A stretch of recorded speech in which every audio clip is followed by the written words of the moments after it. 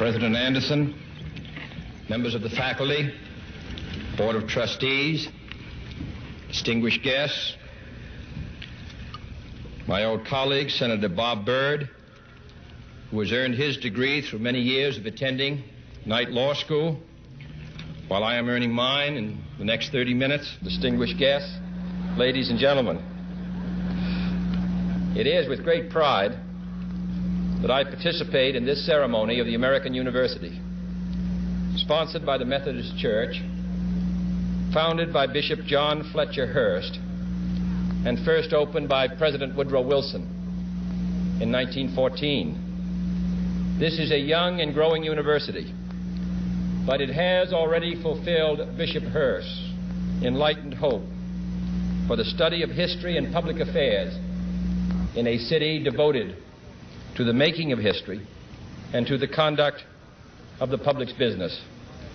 By sponsoring this institution of higher learning for all who wish to learn, whatever their color or their creed, the Methodists of this area and the nation deserve the nation's thanks. And I commend all those who are today graduating. Professor Woodrow Wilson once said that every man sent out from a university should be a man of his nation as well as a man of his time. And I'm confident that the men and women who carry the honor of graduating from this institution will continue to give from their lives, from their talents, a high measure of public service and public support. There are few earthly things more beautiful than a university, wrote John Masefield in his tribute to English universities, and his words are equally true today. He did not refer to towers or to campuses. He admired the splendid beauty of a university because it was, he said, a place where those who hate ignorance may strive to know, where those who perceive truth may strive to make others see. I have therefore chosen this time and place to discuss a topic on which ignorance too often abounds and the truth too rarely perceived, and that is the most important topic on earth: peace. What kind of a peace do I mean, and what kind of a peace do we seek? Not a Pax Americana enforced on the world by American weapons of war, not the peace of the grave or the security of the slave. I am talking about genuine peace, the kind of peace that makes life on earth worth living, the kind that enables men and nations to grow and to hope and build a better life for their children. Not merely peace for Americans, but peace for all men and women. Not merely peace in our time, but peace in all time. I speak of peace because of the new face of war.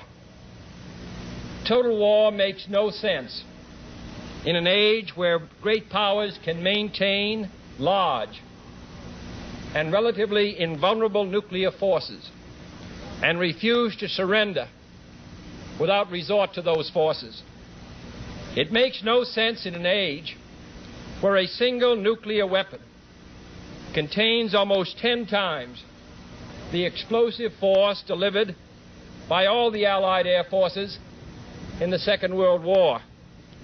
It makes no sense in an age when the deadly poisons produced by a nuclear exchange would be carried by wind and water and soil and seed to the far corners of the globe and to generations yet unborn. Today, the expenditure of billions of dollars every year on weapons acquired for the purpose of making sure we never need them is essential to the keeping of peace. But surely the acquisition of such idle stockpiles, which can only destroy and never create, is not the only, much less the most efficient, means of assuring peace. I speak of peace, therefore, as the necessary, rational end of rational men. I realize the pursuit of peace is not as dramatic as the pursuit of war, and frequently the words of the pursuers fall on deaf ears, but we have no more urgent task